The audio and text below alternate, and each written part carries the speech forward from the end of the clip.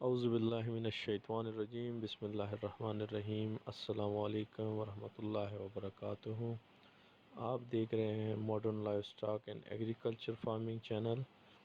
इस चैनल से आपको लाइफ स्टॉक और एग्रीकल्चर के हवाले से काफ़ी कुछ सीखने को मिलेगा। चैनल को सब्सक्राइब करके बेल के आइकन पर प्रेस कीजिए ताकि आने वाली तमाम वीडियो की नोटिफिकेशन आपको मिल सकें।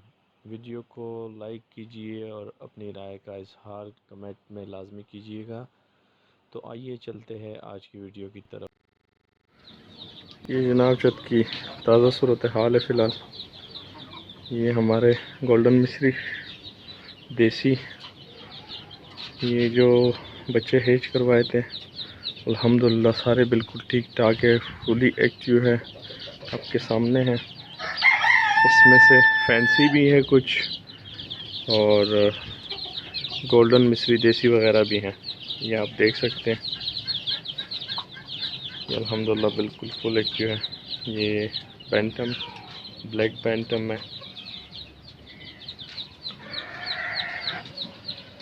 ये ब्लू बैंटम,